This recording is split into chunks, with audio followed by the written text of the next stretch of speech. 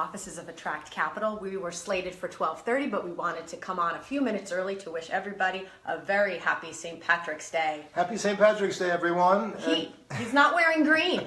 He's not wearing green. I am wearing green. I'm a rebel. I'm Scottish today. I'm not Irish. I thought you were Irish. Aren't No, you Irish? I'm Irish. You are Irish. I'm proving it by pouring this beer, which, well, you and I will have to take a little sip of it, Sonia, That's so right. we can deliver our lines more in the Irish spirit That's right. of being sociable. That's So, right. This is always a great time of the year because not only are the bars in full force today, but the NCAA tournament is in full force. See, it's a nice light beer, Michelob That is Ultra. nice. It's not an Irish. It's not a Guinness, though. No, it's not. It's a good beer, though. Okay. It's nice. It's Good, light. good. Less filling. You must be a marketing person. No, yes. So the NCAA is playing. Right, March absolutely. Madness. All the big teams are playing. It's awesome stuff. But well, we're here to talk today. Sonia, do you want to kick it off for us? Yeah, I'd love to, Dave. Thanks. Okay. We're here today to talk about going global. It seems like this is the best possible day to do so, St. Patrick's Day, embracing different countries and the way to spread your success far and wide. Absolutely. So we want to talk about middle market companies and bringing them to the center stage, onto the global stage, if it were. And That's right. yeah. And there's no better time for a middle market company to be thinking about taking on global expansion. There's a lot of tailwinds in the U.S. economy. So European and Asian companies coming to the U.S. and U.S. companies that are looking to spread into Europe or to spread into India and Asia. It's a great time to do it. That's wonderful. So what are the things that you think that a company needs to look for before they start and embark on this journey of global domination? We're middle market companies, Sonia. We're not looking to dominate. We're looking to enter. We're looking to generate revenue, to build EBITDA. I would say that the companies that I've seen successfully expand internationally have done so with a really strong, well thought out plan. They have studied the entry options into these new countries.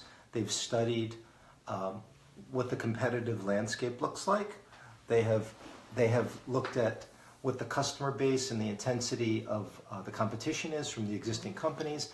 They've really they've looked at all the different angles of the market, and they've also developed what I would call a more fulsome risk management approach. Because when you're in your home country, it's easier to control things. But when you're in another part of the world and you're in your home country, you don't know what can go wrong, and all sorts of unexpected things can happen. You know, you can have a strike, you can have political protest, you can have war. There's just Laws change, right? Laws change. Yeah. Like in certain countries, the rule of law is not well established, and something can change. And so you really need to develop an appreciation of kind of the risk management options, the things that can go wrong, to make better decisions. So it's really about studying the market and doing your homework. That's number one. But that's pretty much, the ABCs of doing anything.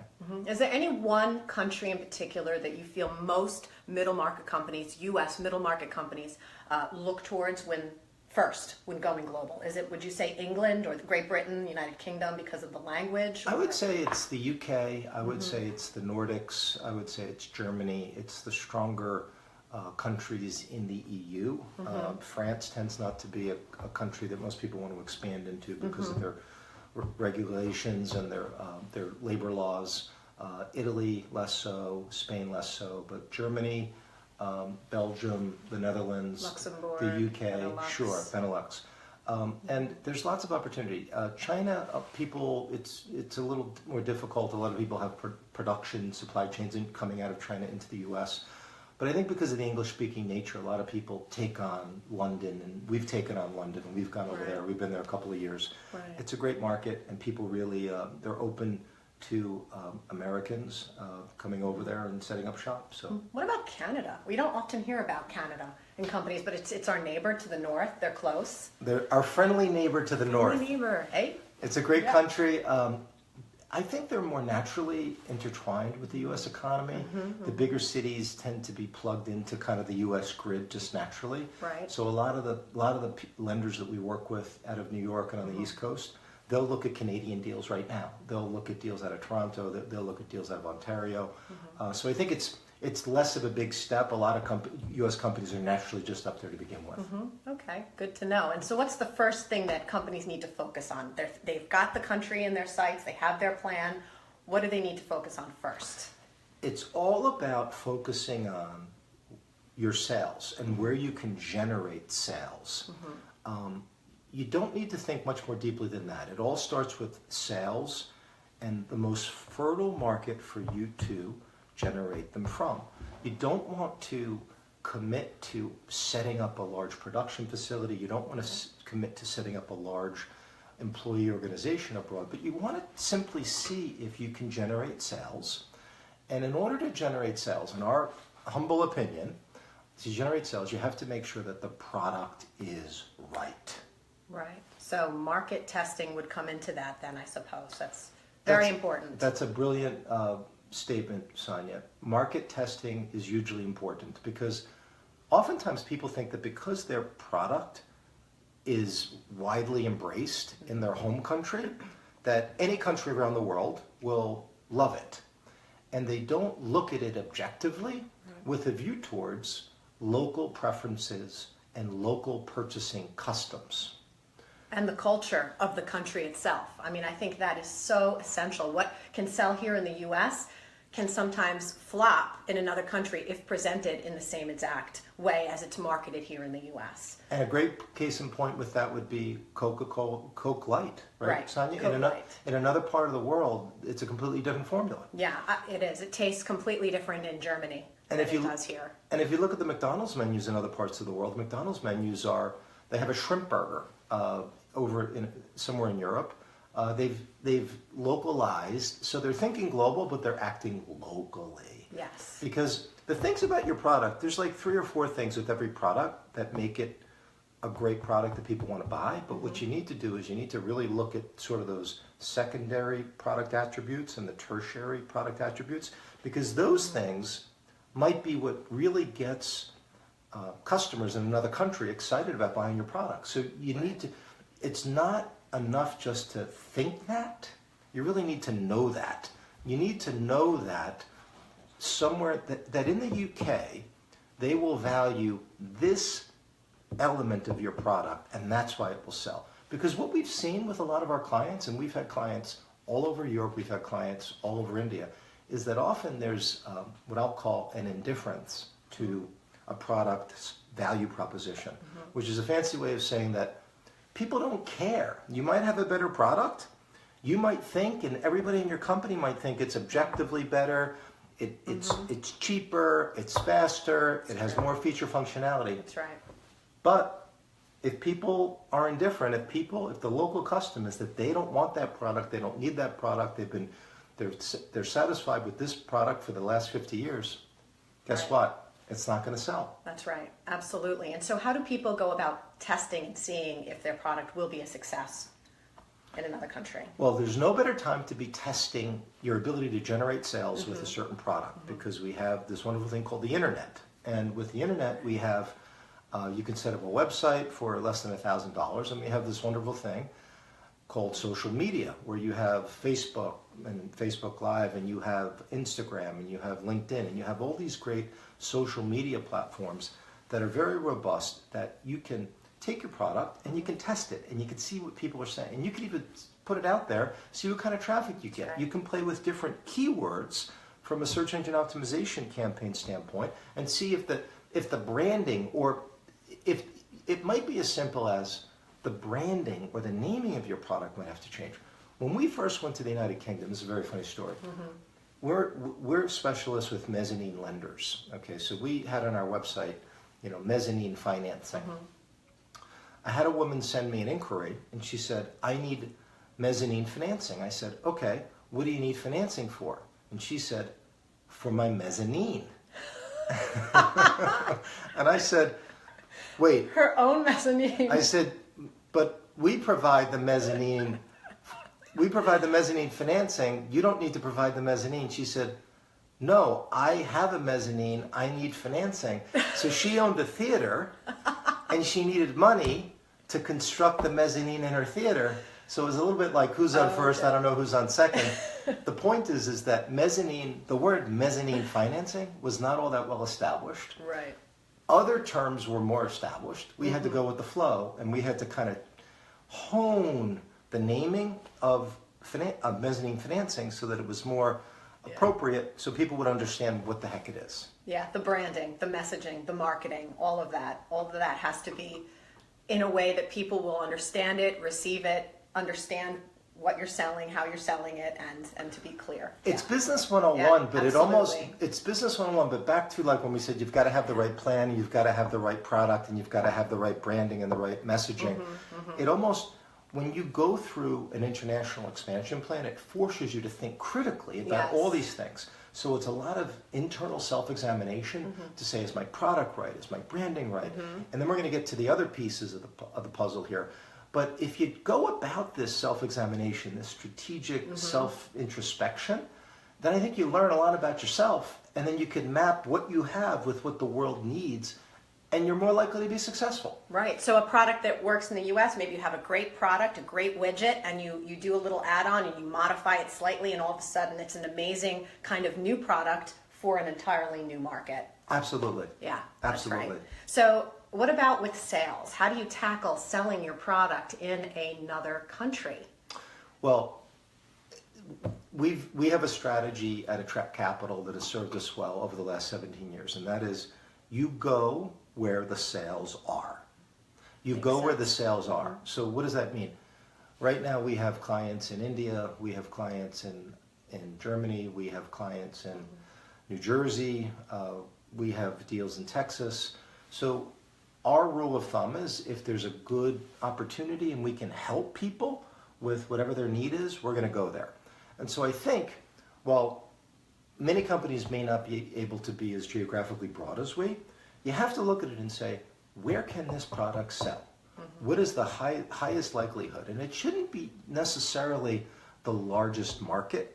It shouldn't necessarily be, well, there's 1.4 billion people in China, so I can sell in there. Or there's 1.3 billion people in India, we can sell there.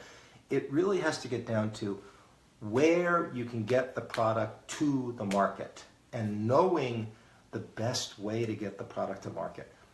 A product is nothing unless you can sell it.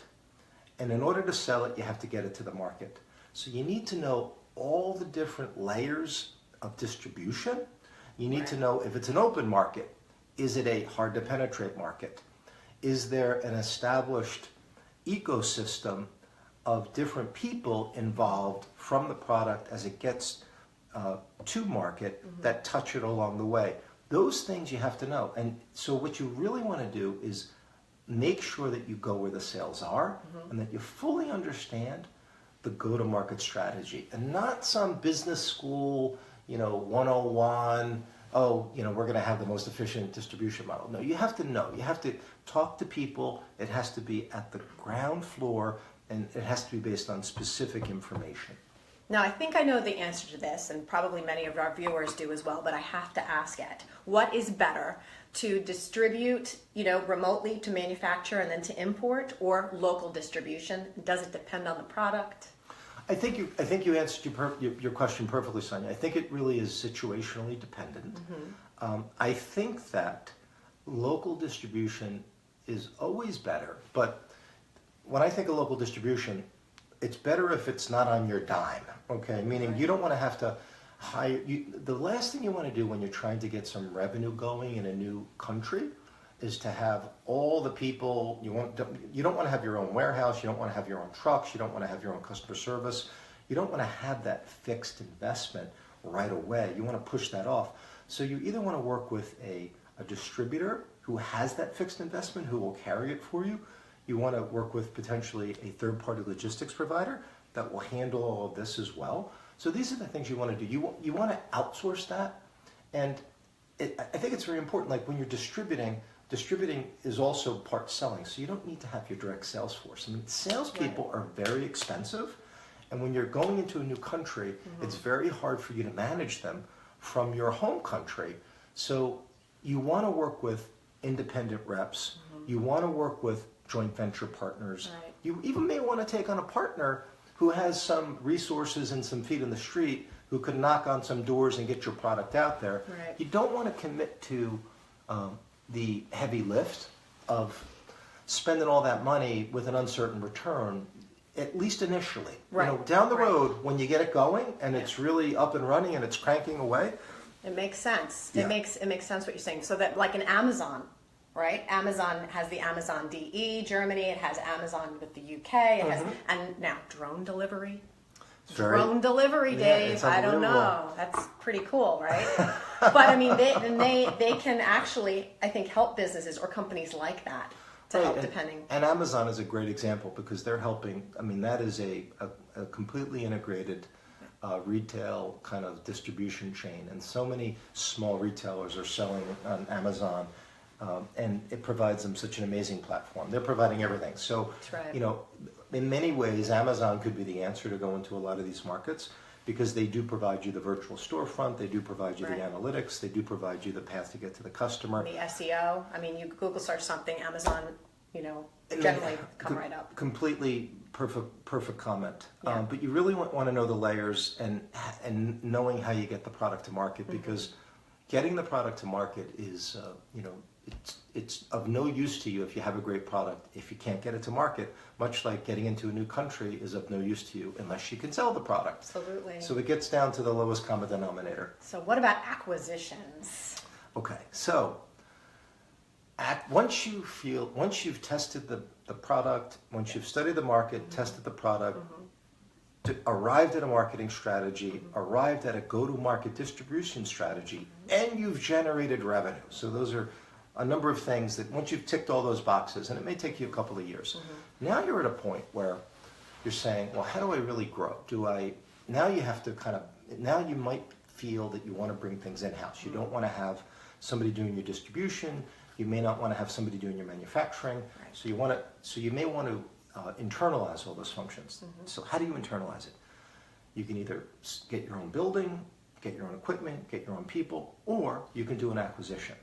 So the most successful companies that we've seen that have gone international have used the acquisition approach. Why do they use the acquisition approach? Because when you use the acquisition approach, you don't have to, you get an existing revenue stream, Right. you get an existing profit stream, and it's easier to take whatever you're doing as a middle market company in other parts of the world and drop it into that acquisition, because that acquisition is likely to be a substantial enough company that it's a platform. You can Yeah. drop in the revenue into the platform. So they're Absolutely. going to have financial people, they're going to have admin, they're going to have shipping, they're going to have customer service, they're going to have everything you need fully functioning Right. in-house. Right. And the nice thing about an acquisition, Sonia, is that there's lots of interesting loan programs. So if you are a U.S. company looking to go to another part of the world, there's a loan program with the OPIC, OPIC.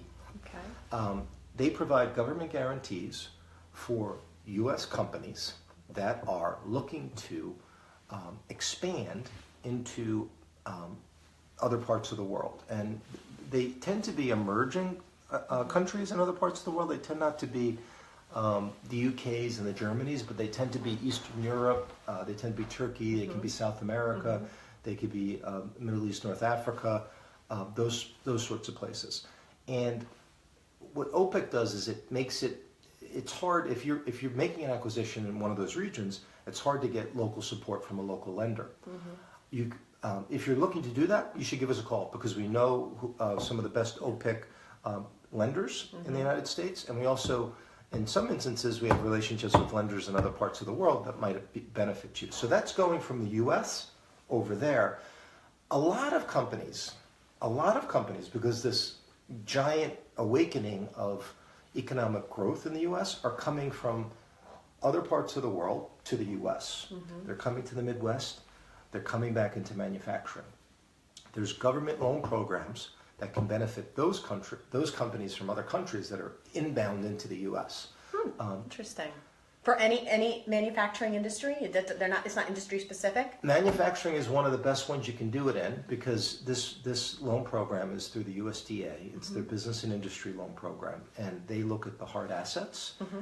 And typically, manufacturing and distribution companies qualify for that. But it doesn't have to be solely hard asset companies. It could be It could be business services. It doesn't have to be traditional equipment kind of real estate type companies. What's the average time frame? I know that you closed and you got funding for a company outside of the United States that acquired a manufacturing company here in the U.S. And from, I think, date of this company or this team of people reaching and connecting to Dave to actually closing and getting everything done, it was on under 30 days, wasn't it, Dave? It was, yes, it was, Sonia. Under 30 days. I mean, that's congratulations on that. That was Thank fantastic. you. We were very proud of that outcome.